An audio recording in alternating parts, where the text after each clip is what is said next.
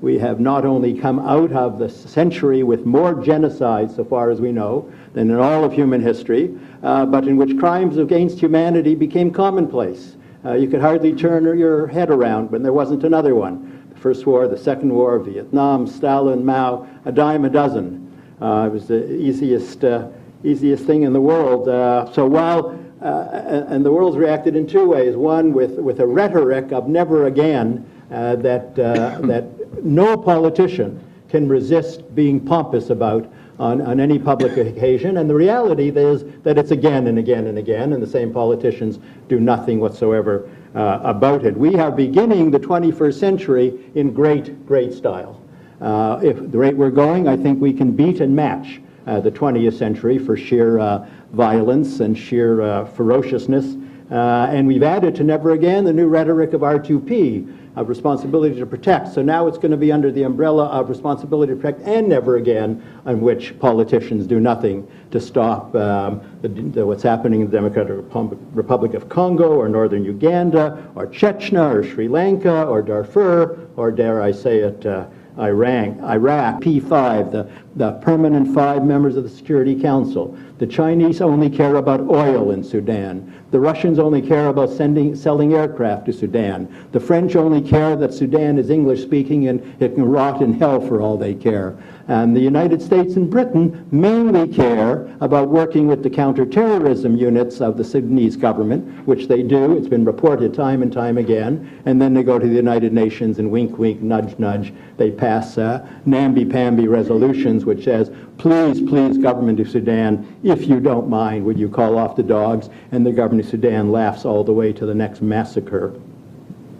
What should Parliament do? What should this parliamentary committee do? I think it should know and understand certain, I say they're truths, some will disagree, let's say certain facts, I think. Number one, none of the crises of the moment are as simple as Rwanda.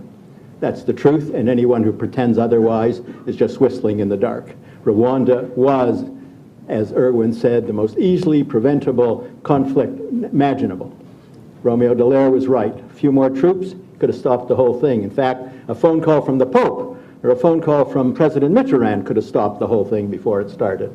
That's not true of any of the present crises. And if they work outside this realism and this reality, they won't get anywhere. Number two, you have to figure out why responsibility to protect is going to trigger any more interventions than the entire 1948 Convention on Genocide Prevention and the Punishment of Genocide. And frankly, I don't understand why we think it will. It's an important conceptual issue, I think. Number three,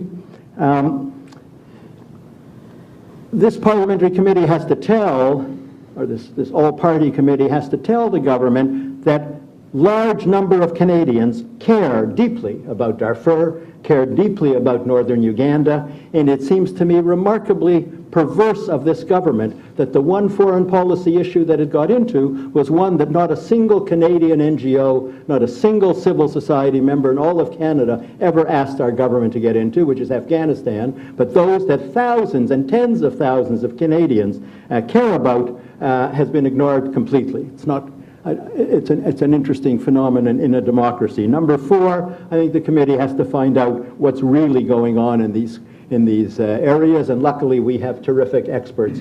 Nobody knows more about northern Uganda than Kathy Vandergrift. I want to tell you, nobody knows more about Africa and conflict and children than Kathy Vandergrift. Nobody knows more about Sudan than Dr. Norman Epstein, who's sitting behind. I hope he gets a few minutes, and I hope that the parliamentary committee calls on these extraordinary resources. Let me paraphrase Donald Rumsfeld. Our government doesn't know anything about Afghanistan or Iraq or the Middle East or northern Uganda, and it doesn't care that it doesn't know about it. And it's important to know how much they don't know. I also say in parentheses there, not much of a parentheses, that it'd be nice if foreign policy was not a partisan political issue in this country. It'd be nice if we chose our foreign policy on the basis of what was good for those countries rather than what's good for winning elections in Canada. That would be a refreshing change. As a parenthesis, I do say the tragedy of Iraq is that the Americans are going to withdraw in a way that's good for American politics and has nothing to do with what's good for the people of Iraq. Number 5, we have a lot of money. Anybody says we don't have money for anything we decide to do is full of baloney.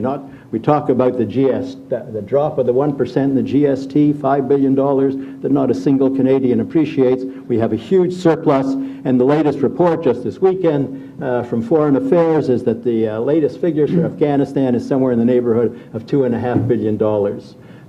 So we have money, and don't let the government tell you otherwise, Paul. Number 6, there's a group of genocide prevention activists. Frank knows them better than I do, probably. Greg Stanton, Helen Fine, Barbara Harf, Israel Charney, who have spent their lives trying to work out forecasts of events that seem likely to escalate into major crises, major crimes against humanity, and even genocide. I'm sure Senor Mendez has got to know these people.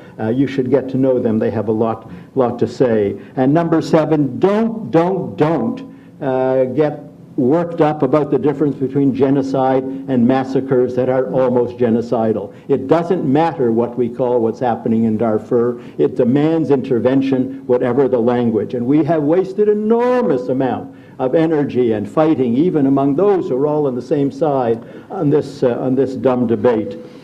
Number 8, and finally,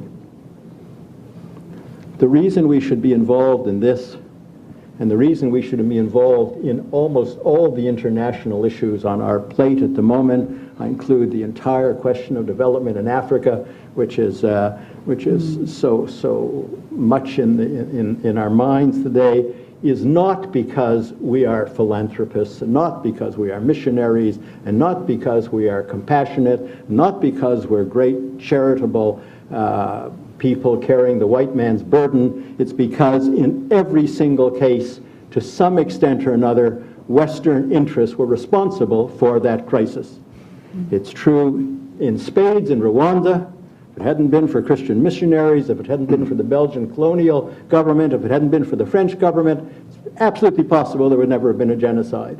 The Democratic Republic of Congo would not be in the turbulence it's been in for the last 6 or 7 years if it hadn't been for American support of Mobutu for 30 years, and then the French allowing all the leading genocidaires to slip into across the border. Sudan would be in a different position today if it hadn't been forced together as an artificial entity by the Brits, and then dictators none of you will even have known about, called Numeri, who reigned for 16 years, supported by the Americans as their boy against the Libyans and the communists. So it is my plea, it is my hope that in all cases we're there because they deserve justice, not because they need charity. And I hope your generation has more success than our generation. Thank you.